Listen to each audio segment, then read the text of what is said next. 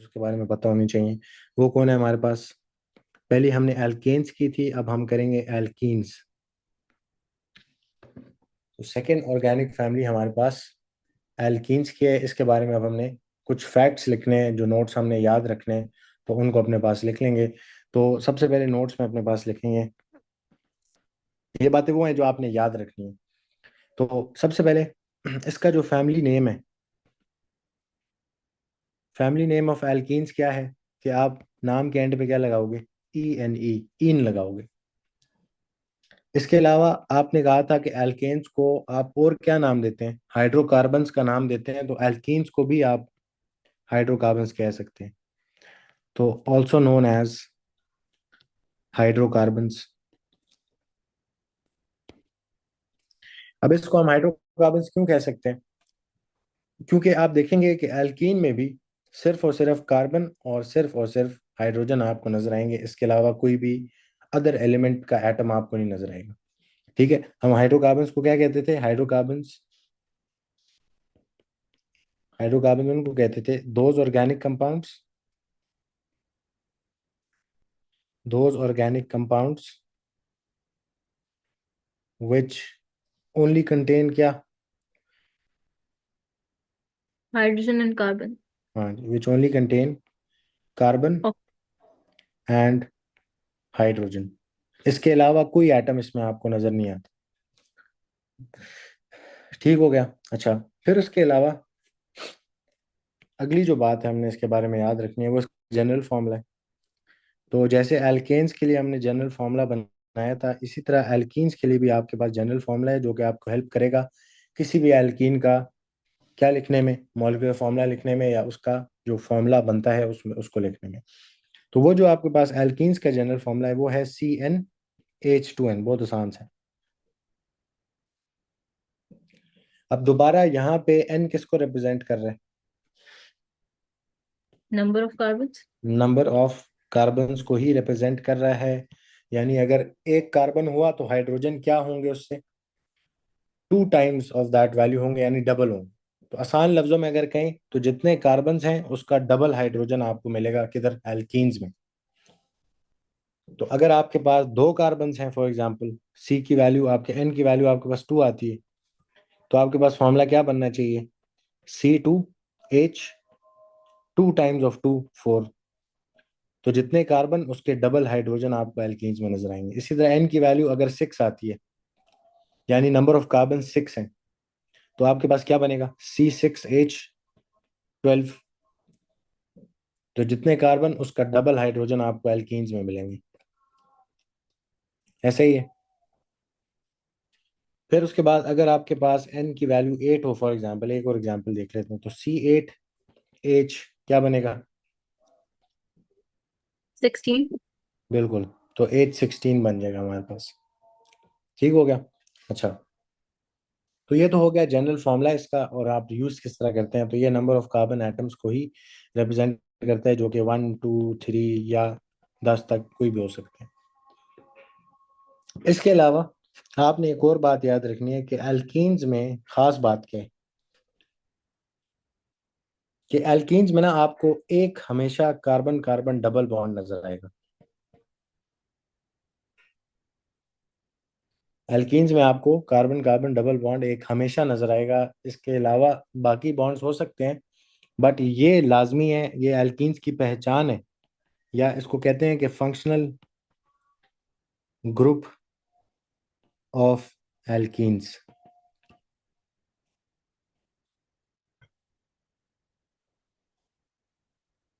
ठीक हो गया। तो इसको हम फंक्शनल ग्रुप ऑफ एल्कीन्स भी कहते हैं।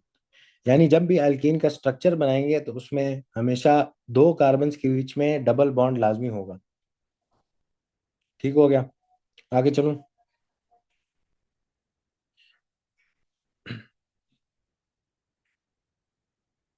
जी।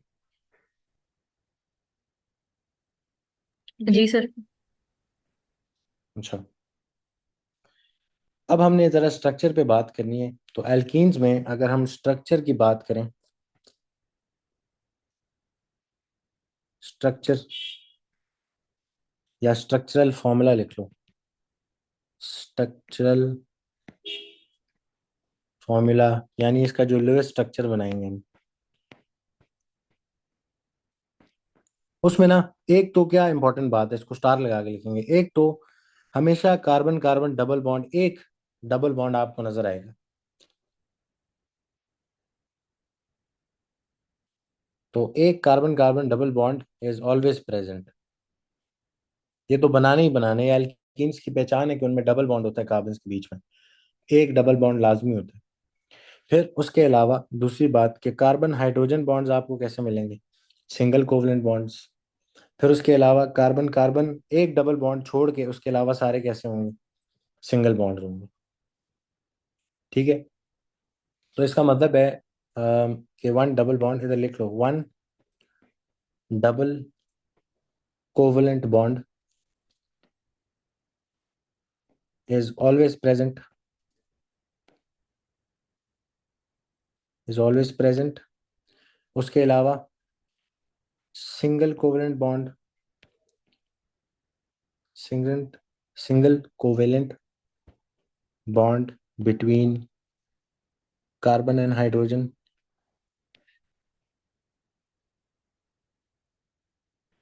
और फिर उसके बाद सिंगल कोवेलेंट बॉन्ड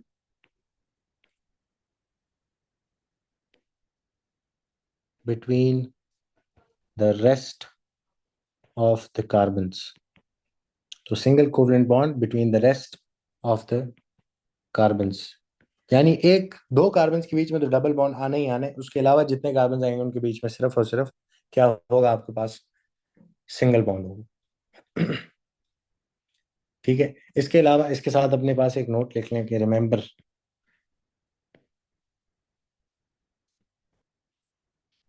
कि alkenes, remember alkenes contain at least one carbon carbon double bond. ये इनकी पहचान है, यानी एक कार्बन कार्बन डबल बॉन्ड आपको हमेशा इसके स्ट्रक्चर में नजर आएगा, और अगर खुद से बना रहे हैं तो बनाना पड़ेगा। ठीक हो गया? ये लिख लो तो बता दो, मैं आगे चलूं फिर।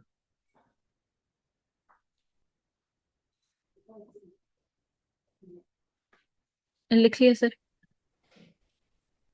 अच्छा, अब जो हमने करना है, हमने वही एक्टिविटी दोबारा करनी है कि हम लिखेंगे नेम एल्कीन्स का, फर्स्ट 10 एल्कीन्स की आपने नेमिंग करनी है। तो नेम, उसका मॉलिक्यूलर फॉर्मूला क्या बनता है, और फिर उसका स्ट्रक्चर कैसा है, स्ट्रक्चर बनाएंगे जरा। ठीक है, तो एक टेबल बना लो अपने पास।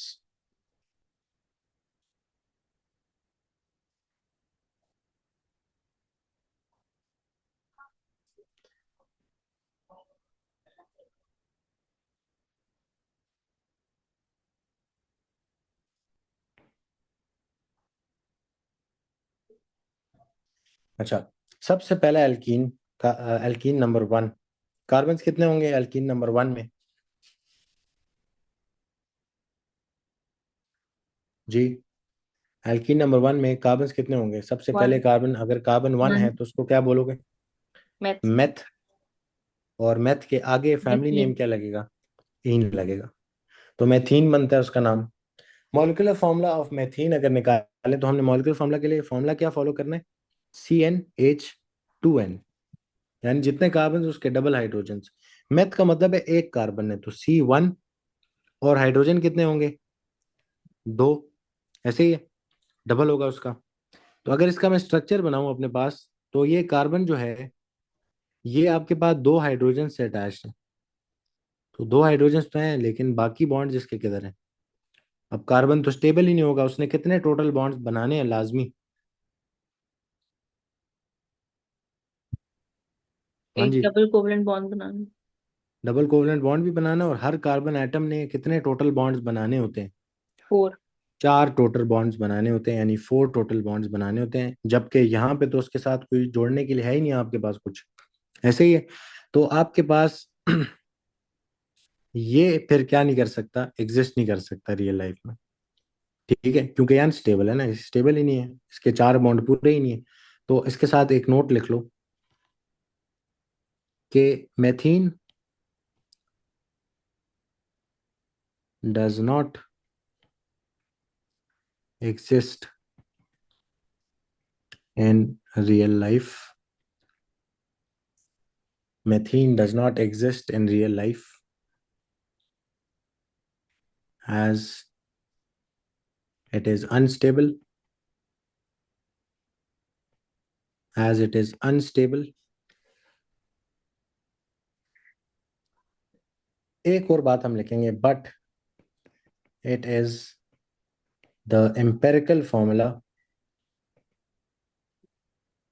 But it is the empirical formula of all other alkenes. अभी एम्पेरिकल फॉर्मूला क्या है ये हम जब करेंगे तो तब देखेंगे। अभी के लिए एज अ नोट आपने इसको सिर्फ क्या करना है, याद रखना। तो ये empirical formula of all other alkenes है, बट खुद एग्जिस्ट नहीं कर सकता क्योंकि इसके बॉन्ड्स ही पूरे नहीं है। ठीक है, तो इसका मतलब है ये आपके पास फर्स्ट मेंबर ऑफ एल्कीन्स नहीं है। ठीक है, तो ये आपका पहला मेंबर ऑफ एल्कीन्स नहीं है, ये एग्जिस्ट ही नहीं कर सकता। तो एल्कीन्स असल में हमारे कहाँ से शुरू होते हैं? कार्बन 2 से शुरू होते हैं। यानी नाम क्या होगा अगर दो कार्बन हैं एल्कीन में? तो 2 कार्बन का मतलब एथ, और आगे क्या लगेगा? ईन। तो इथीन आपके पास जो है ये फर्स्ट मेंबर ऑफ एल्कीन्स है आपके पास। ये एग्जिस्ट भी कर सकता है, स्टेबल भी है, और इसमें आप देखेंगे स्ट्रक्चर में सारी चीजें पूरी होंगी। इथीन जो है इसमें कार्बन्स कितने हैं? एथ का मतलब 2 कार्बन्स, और अगर एल्कीन है तो हाइड्रोजन कितने होने चाहिए? C2 है तो H कितना होना चाहिए? 2 टाइम्स ऑफ 2, उसका डबल होना चाहिए, तो H4। C2H4 इसका फॉर्मूला है। अब हमने थोड़ा सा स्लो चलना है। अब जब इसका मैं स्ट्रक्चर बनाऊंगा, साथ ही हो ना मेरे? जी। अब जब इसका मैं स्ट्रक्चर बनाऊंगा तो मेरे पास पहली बात 2 कार्बन है, तो हमने क्या कहा था, हम हमेशा कार्बन को अरेंज कर लेंगे। 2 कार्बन है, लेकिन क्योंकि ये एल्कीन है तो आपके पास एटलीस्ट एक डबल बॉन्ड लाजमी होना चाहिए स्ट्रक्चर में। तो इन दोनों कार्बन के बीच में क्या बनाना पड़ेगा? Double bond. डबल बॉन्ड बनाएंगे। अब बाकी सिर्फ हाइड्रोजन अटैच करके हर कार्बन के बॉन्ड जरा पूरे करो। तो इस कार्बन के पास 2 बॉन्ड इसने बनाए हुए हैं, 2 और बनाने की गुंजाइश है, तो 2 हाइड्रोजन इसके पास। और दूसरे वाले कार्बन ने भी 2 बॉन्ड्स बनाए हुए ऑलरेडी, तो 2 हाइड्रोजन की गुंजाइश है, 2 इसके पास। अब इधर से हाइड्रोजन गिन लो तो 4 हाइड्रोजन हैं, बिल्कुल मॉलिक्यूलर फॉर्मूला भी यही कहता है। और 2 कार्बन हैं, मॉलिक्यूलर फॉर्मूला भी यही कहता है। तो ये स्ट्रक्चर ऑफ इथीन है, 2 कार्बन वाला एल्कीन है जिसमें दोनों कार्बन के बीच में डबल बॉन्ड आ गया आपके पास।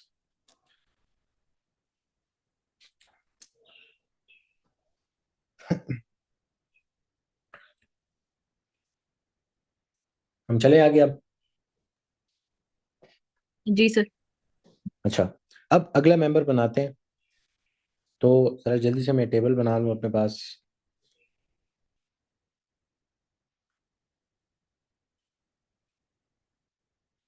ठीक हो गया, इधर नेम आ जाएगा, इधर हम मॉलिक्यूलर फॉर्मूला लिखेंगे, और साथ हम तो नेम मॉलिक्यूलर फॉर्मूला। अच्छा, सारे मॉलिक्यूलर फॉर्मूलाज किस तरह जनरेट होंगे? जनरल फॉर्मूला को फॉलो करना तो हो जाएंगे, और इधर हम बना लेंगे अपने पास स्ट्रक्चर। अब थर्ड मेंबर ऑफ एल्कीन्स कौन आएगा आपके पास? कितने कार्बन होंगे थर्ड मेंबर में? 3 कार्बन वाला बनाना है। अब तो प्रॉप, और आगे क्या लगेगा नाम के? ईन लगेगा, क्योंकि एल्कीन्स की नेमिंग करें हम। तो प्रोपीन इसका नाम है, और इसका जनरल फॉर्मूला क्या बनेगा आपके पास? प्रोप का मतलब 3 कार्बन, और हाइड्रोजन इसके क्या होने चाहिए? डबल होने चाहिए। CnH2n जनरल फॉर्मूला था। तो C3H, इसका डबल सिक्स। कितना बनता है? 6। अब इसका जब हम स्ट्रक्चर बनाने की तरफ जाएंगे तो स्ट्रक्चर में सबसे पहले अपने 3 कार्बन को अरेंज करें। तो 1, 2 और 3। अब इन 3 कार्बन में एटलीस्ट एक डबल बॉन्ड नजर आना चाहिए, ऐसे ही है। तो क्या करो, किन्हीं भी कोई भी 2 कार्बन के बीच में जाके क्या बना दें आप? डबल बॉन्ड बना दें। तो ये अब आपका एल्कीन के लिए डबल बॉन्ड भी आगे बीच में। बाकी सिर्फ क्या लगाना है अब? हाइड्रोजन पूरे करने हैं। तो अगर मैं इस टर्मिनल वाले कार्बन को देखूं तो इसने 2 बॉन्ड्स ऑलरेडी बनाए हुए हैं, 2 हाइड्रोजन इसको मिलेंगे, ऐसे ही है। फिर जो बीच वाला हाइड्रोजन कार्बन है इस कार्बन ने 3 बॉन्ड्स ऑलरेडी बनाए हुए हैं, तो एक हाइड्रोजन इसको दे देते हैं ताकि 4 बॉन्ड पूरे हो जाएं। और फिर जो ये राइट साइड पे टर्मिनल कार्बन आ रहा है, इसके पास एक ही बॉन्ड है, तो इसको कितने हाइड्रोजन चाहिए? 3 हाइड्रोजन इसको चाहिए। तो ये हमने क्या बना दिया, हमने प्रोपीन का स्ट्रक्चर बना दिया। इसको इसका इधर से मॉलिक्यूलर फॉर्मूला और मॉलिक्यूलर फॉर्मूला चेक कर लो। तो 1 2 3 कार्बन है, इधर भी 3 कार्बन है।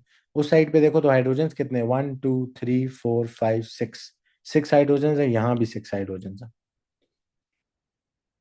ठीक हो गया? अच्छा,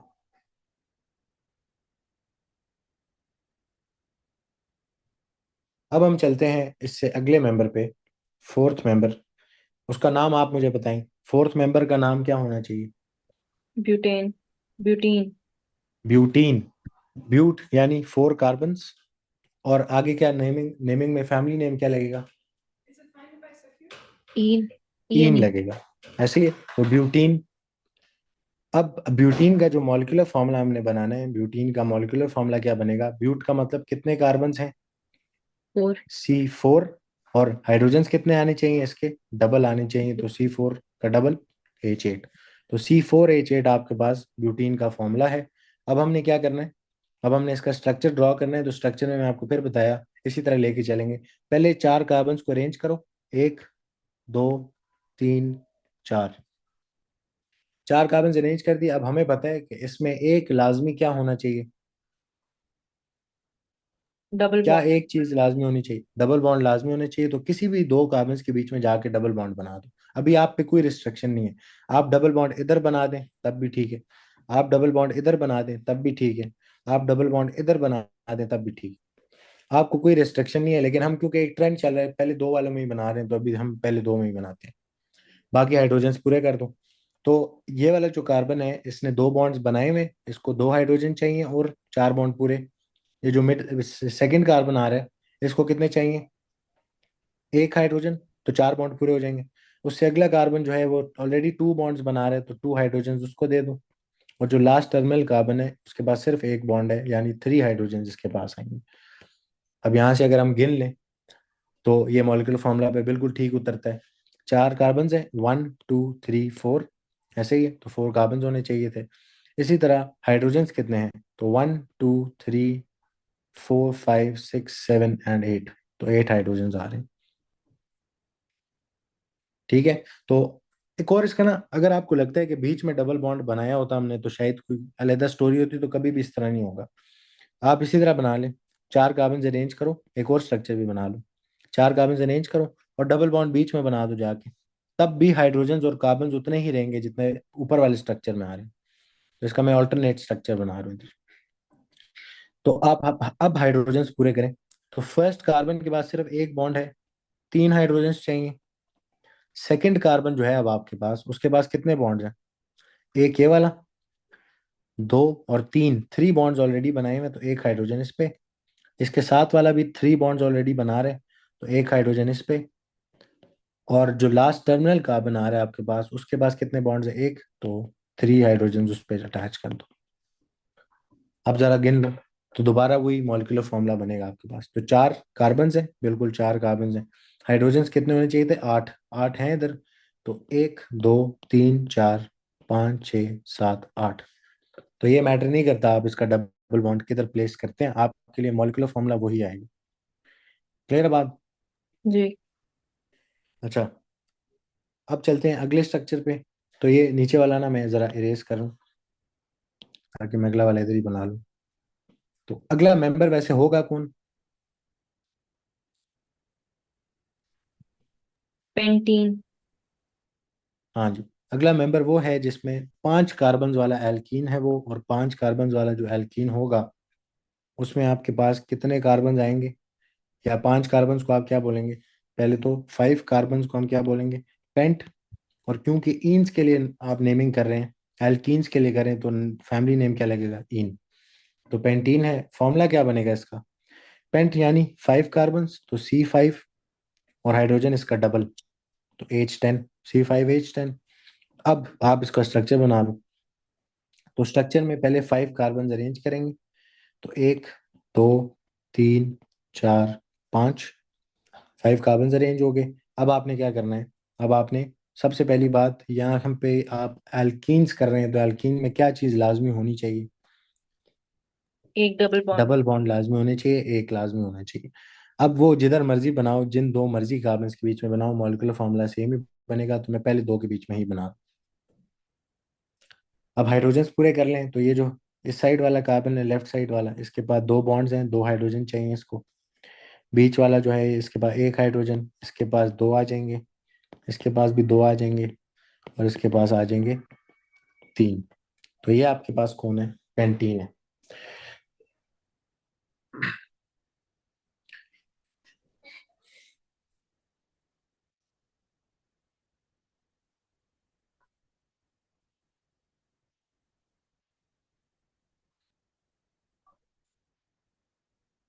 क्लियर है बात? आगे वाले चलें। जी। अच्छा, तो अगला जो हमारे पास मेंबर आएगा,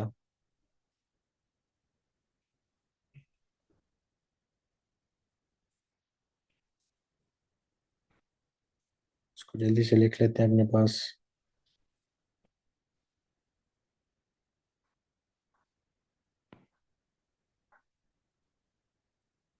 अच्छा, तो यहाँ पे हम लिख रहे थे नेम, फिर मॉलिक्यूलर फॉर्मूला,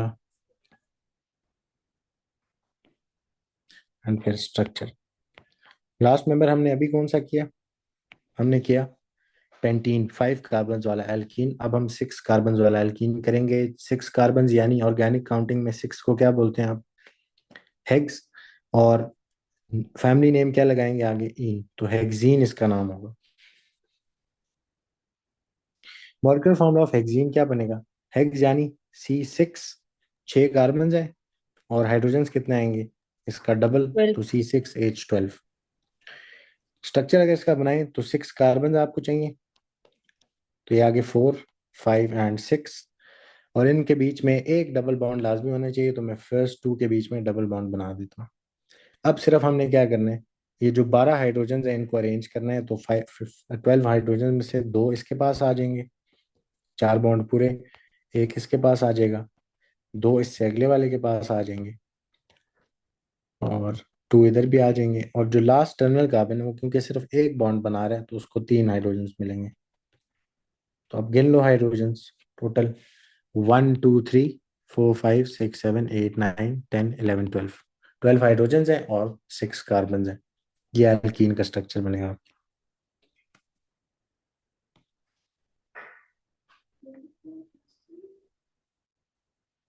अच्छा, इससे अगला मेंबर हमारे पास कौन आएगा? सेवेंथ मेंबर, यानी 7 कार्बन। तो 7 कार्बन को हम क्या बोलते हैं? ये भूलने वाला लफ्ज है। हेप्ट। क्या बोलते हैं? हेप्ट बोलते हैं। हेक्स के बाद हेप्ट, और आगे नेमिंग क्या लगेगी? इन। तो हेप्टीन का जो फॉर्मूला है वो क्या बनेगा? हेप्ट यानी 7 कार्बन, हाइड्रोजन कितने होंगे इससे? डबल, तो C7H14। और अगर इसका हम स्ट्रक्चर बनाएं, तो 7 कार्बन पहले अरेंज करेंगे, 1 2 3 4 5 6 7, और पहले दो के बीच में क्या बना दो? डबल बॉन्ड बना दो। मैंने आपको फिर भी बता रहा हूँ कि कहीं पे भी डबल बॉन्ड बना सकते हैं, अभी के लिए मैटर नहीं करता, अभी के लिए हम सिर्फ मेंबर बना रहे हैं। ठीक है, तो हाइड्रोजन्स पूरे कर लें, 14 हाइड्रोजन्स लगाने, तो ये 1 2 3 4 5 6 7 8 9 10 11 12 13 एंड 14। तो ये आपने 14 का हाइड्रोजन्स को अरेंज कर दिए। आपने सिर्फ देखना है हर कार्बन में कितना बॉन्ड बना रहा है ऑलरेडी, और मैंने उसको कितने हाइड्रोजन्स देने हैं ताकि उसके बॉन्ड्स पूरे हो जाए। नेक्स्ट मेंबर ऑफ एल्कीन्स आपके पास कौन आएगा? ऑक्ट। 8th मेंबर, हाँ बिल्कुल, 8 का मतलब ऑक्ट, और आगे क्या लगेगा? इन, क्योंकि एल्कीन्स कर रहे हैं हम।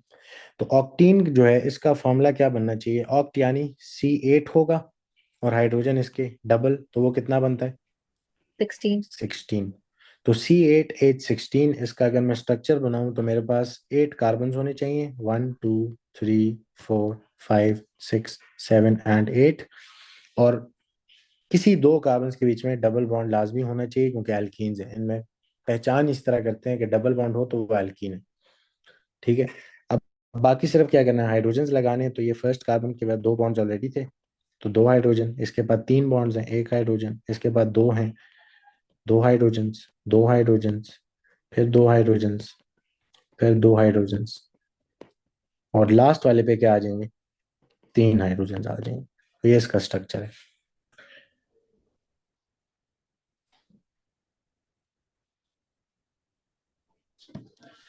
अगला member, ninth member. Nine carbons को आप बोलते क्या हैं? नॉन बोलते हैं ना, नॉन। और आगे एल्कीन्स हैं तो क्या लगेगा, इन। तो नॉनीन इसका नाम बनेगा। और आपके पास इसका फॉर्मूला क्या बनना चाहिए, C9H, नाइन का डबल 18। 18 होता है, बिल्कुल ठीक है। तो C9H18। अब इसका अगर मैं स्ट्रक्चर बनाऊं तो मेरे पास नाइन कार्बन होने चाहिए। तो 1 2 3 4 5 6 7 8 एंड 9। और किसी दो कार्बन के बीच में डबल बॉन्ड होना चाहिए। मैं पहले दो के बीच में बना देता हूँ। बाकी आपने क्या लगाने हैं, सिर्फ और सिर्फ हाइड्रोजन लगाने हैं। तो यहाँ पे दो हाइड्रोजन आ जाएंगे, इधर एक हाइड्रोजन आ जाएगा, इधर दो हाइड्रोजन, इसके बाद दो दो आ रहे हैं,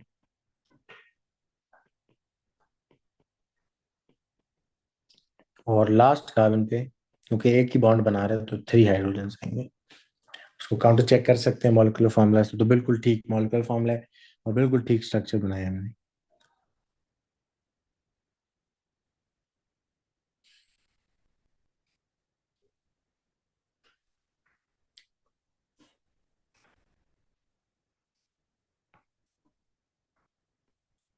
बस लास्ट मेंबर बनाते हैं।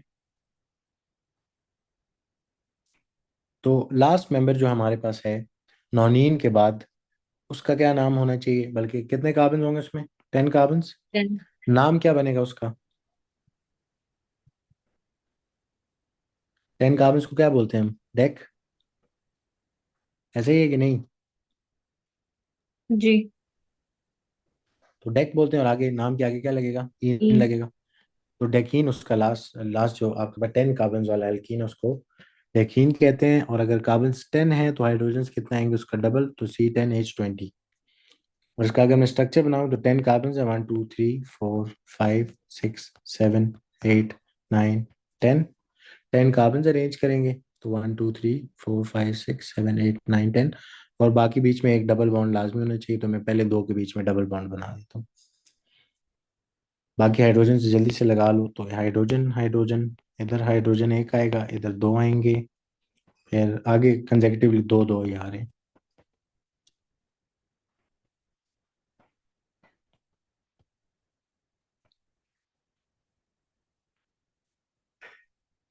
और लास्ट वाले पे तीन आ जाएंगे। क्लियर होगी ये बात? जी। अच्छा, अब मैं आपसे, अब क्योंकि अच्छा मैं अब भी रैंडमली पूछूंगा, तो मैं अगर रैंडमली आपसे पूछूं, मैं आपसे कहूं जी, अभी आपका जैसे कह लो कि एक छोटा सा शॉर्ट सा टेस्ट हो जाएगा। मैं आपसे कहता हूँ ये कौन सा एल्कीन है, C2H4। नाम बताना है आपने, इसका नाम क्या है? इथीन। हाँ, दो कार्बन वाला एल्कीन है, तो 2 कार्बन मीन एथ, और आगे क्या लगेगा, इन, एल्कीन है क्योंकि। अच्छा, फिर मैं आपसे कहता हूँ कि जी ब्यूटीन फॉर्मूला बताओ। C3H6। नहीं, गलत। क्यों, ब्यूट सी मतलब, फोर हाँ, H eight C4 and hydrogen कितने होंगे उसके डबल, तो ये आपके पास ब्यूटीन का फॉर्मूला आ रहा है, मॉलिक्यूलर फॉर्मूला। ठीक है। अच्छा, फिर मैं आपसे कहता हूँ कि भाई ये कौन सा कार्बन है, सॉरी ये कौन सा एल्कीन है, इसका नाम बताएं। तो इस स्ट्रक्चर को देख के आपको क्या पता लग रहा है, पहली बात तो एल्कीन है क्योंकि डबल बॉन्ड है बीच में। और इसका नाम क्या ब्यूटीन। बनेगा? ब्यूटीन। हाँ जी, ये ब्यूटीन ही है। आपने सिर्फ देखा एक तो डबल बॉन्ड एल्कीन ही है, कितने कार्बन वाला है, 1 2 3 4, तो ब्यूटीन है, 4 कार्बन यानी ब्यूट। अच्छा, फिर आपसे बोलते हैं कि जी आप ये बताएं कि फॉर एग्जांपल पेंटीन। स्ट्रक्चर बताएं क्या होगा। 5 कार्बन होंगे। पांच कार्बन, तो C5H10। पहले हम क्या लिख लें, इसका मॉलिक्यूलर फॉर्मूला लिख लेते हैं, C5H10। अब स्ट्रक्चर बता दो कैसा होगा। तो 5 कार्बन अरेंज करेंगे। 5 कार्बन एक अरेंज के बीच में करेंगे। डबल बॉन्ड होगा हाँ, किसी। कहीं पे भी दो कार्बन के बीच में क्या बना दो, डबल बॉन्ड, और बाकी हाइड्रोजन अटैच कर दो।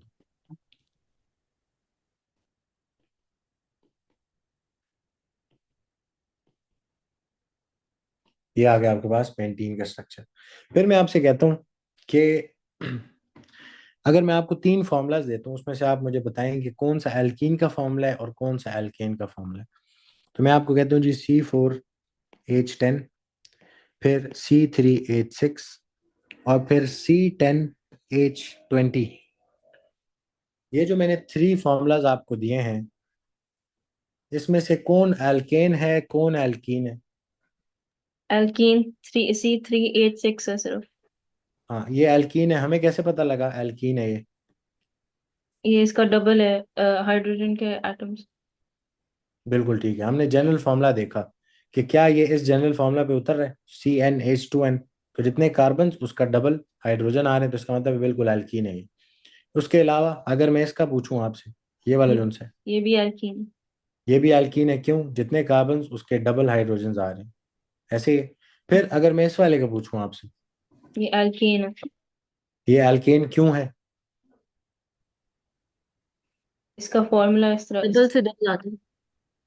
हाँ, इधर आपके पास ये वाला जनरल फॉर्मूला फॉलो हो रहा है, जहां पे जितने कार्बन हाइड्रोजन उसके डबल से दो ज्यादा, ऐसे ही है। तो जितने कार्बन हैं, इसका डबल 8 बनता है, उसमें 2 ऐड हुआ हुआ है आपके पास, ऐसे ही है। तो डबल से दो ज्यादा है, तो ये एल्केन है आपके पास, बिल्कुल ठीक है। ये हमारा एल्केन है। और ये कौन सा एल्केन है, नाम बता सकते हो इसका। C butane. Four H ten ये बिल्कुल ब्यूटेन है। इसका नाम ब्यूटेन बनेगा, यानी ब्यूटेन मतलब 4 कार्बन। और क्योंकि एल्केन है तो ए नहीं लगा नाम के आगे। फिर इसी तरह ये कौन सा एल्कीन है, इधर जो बनाया हमने नीचे, 10 कार्बन है, तो क्या बोलेंगे, एल्कीन है देखिए ना। हाँ, डेक। और एल्कीन है तो आगे नेम के आगे क्या लगेगा, इन, तो डेकीन इसका नाम है। फिर ये वाला जो आपके पास C3H6, ये कौन सा एल्कीन है, 3 कार्बन है प्रोपीन। तो, हाँ जी, प्रोप। और एल्कीन है तो E N E family name लग जाएगा, तो प्रोपीन इसका नाम।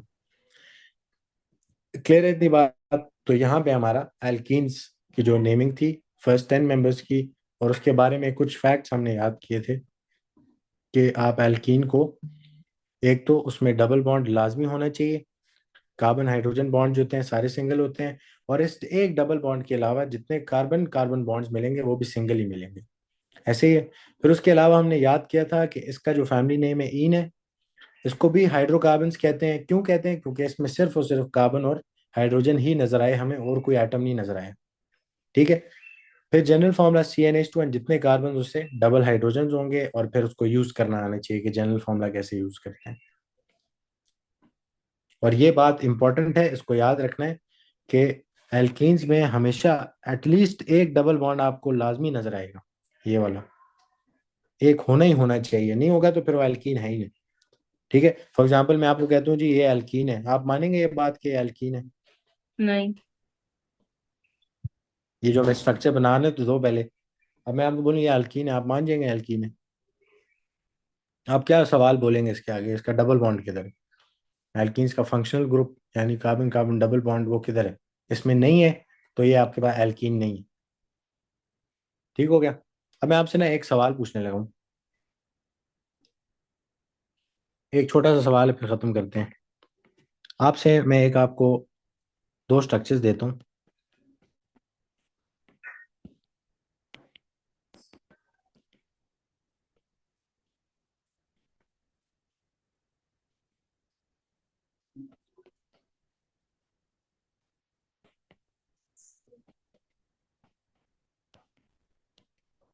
अच्छा, अब सबसे पहला सवाल है कि एक ये स्ट्रक्चर ए है, ये स्ट्रक्चर बी है, इन दोनों में से which which structure is a hydrocarbon.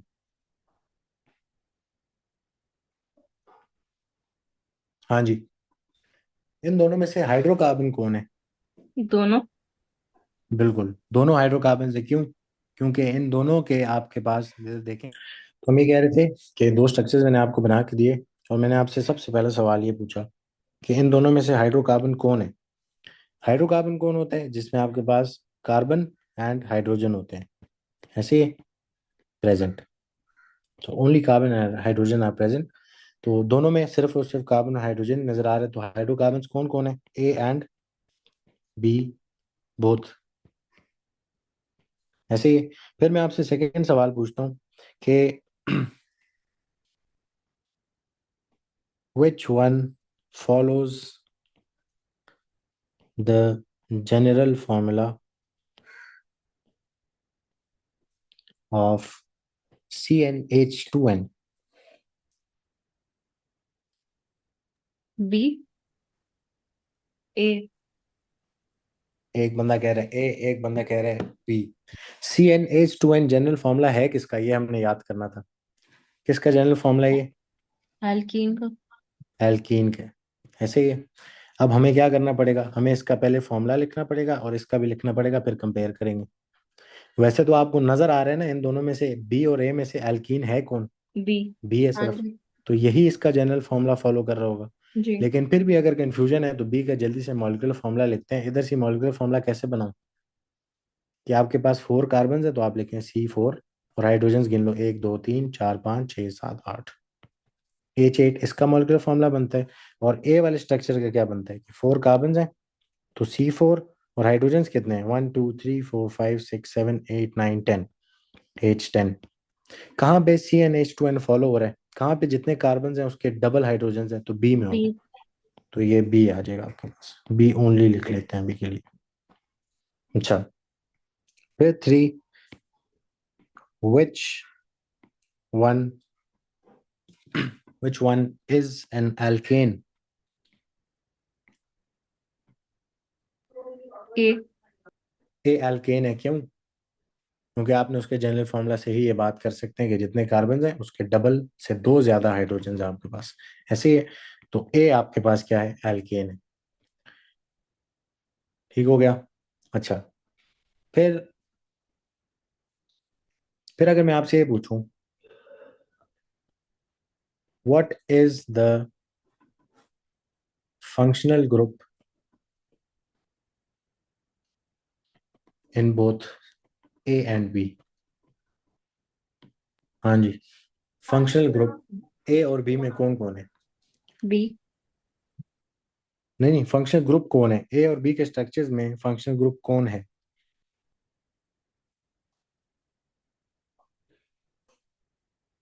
Hmm. Sir क्या मतलब? फंक्शनल ग्रुप यानी उसकी पहचान बता रहा हूँ आपसे, पहचान पूछ रहा हूँ आपसे। अभी थोड़ी देर पहले हमने किया डबल था ना, इधर बॉन्ड। देखो। 2 मिनट। मैंने आपको क्या लिखवाया था कि ये जो कार्बन कार्बन डबल बॉन्ड है ये एल्कीन्स का क्या होता है? फंक्शनल ग्रुप होता है। ठीक है। और फंक्शनल ग्रुप जो है वो किसी भी मॉलिक्यूल को उसकी रिएक्टिव प्रॉपर्टीज देता है या केमिकल प्रॉपर्टीज उसको प्रोवाइड करता है। ठीक है। तो एल्कीन्स की जो रिएक्टिविटी में एल्केन से डिफरेंस इस वजह से है, क्योंकि एल्कीन्स के पास एक डिफरेंट किस्म का फंक्शनल ग्रुप है। तो अब आपसे सवाल दोबारा है कि आपसे ये पूछ रहा हूँ कि ए और बी स्ट्रक्चर में फंक्शनल ग्रुप कौन है? तो इतना डबल हमें पता बॉन्ड। है, बी में जो कार्बन। है वो कौन है? Carbon carbon double bond functional group है। बट ए में कौन है फंक्शनल ग्रुप? ए में कोई फंक्शनल ग्रुप नहीं है, और एल्केन्स की यही पहचान होती है कि उनमें कोई फंक्शनल ग्रुप नहीं होता, सारे सिंगल बॉन्ड्स होते हैं। ठीक है। अच्छा, एक और बात आपसे पूछते हैं। वैसे ये मॉलिक्यूलर फॉर्मूलाज मैंने ऐसे आपसे खुद लिखवाने थे, लेकिन चलो। फिर वो कहता है जी, state the name of B. B का नाम बताओ। ब्यूटीन। एल्कीन है, कितने कार्बन वाला? 1 2 3 4, तो ब्यूटीन। तो ब्यूटीन इसका नाम है। और फिर लास्ट सवाल है आपसे, स्टेट द नेम ऑफ ए। ए का क्या नाम है? ब्यूटेन। हाँ, ये एल्केन है जिसमें 4 कार्बन हैं, तो इसको क्या बोलेंगे? ब्यूटेन बोलेंगे। ठीक हो गया। तो यहाँ पे हमारा एल्कीन्स जो है इधर एंड होता है, और इसके बाद हमने अपना जो नेक्स्ट फंक्शनल ग्रुप हम करेंगे वो करेंगे एल्कनॉल्स, या जिनको आप अल्कोहल्स भी कहते हैं, वो इंशाल्लाह नेक्स्ट क्लास में। ठीक है, तो इसको हमने जरा प्रैक्टिस करना है। अब रैंडमली ना आप अपनी मर्जी से जितने ऐसे कार्बन जोड़ लो, उसका एक एल्कीन बनाने की कोशिश करो। अपनी मर्जी से नंबर ऑफ कार्बन डिसाइड करके उसका नाम और फिर एल्कीन बनाने की कोशिश करो, तो इस तरह खुद ही प्रैक्टिस हो जाएगी। ठीक है, रिकॉर्डिंग बंद कर दो।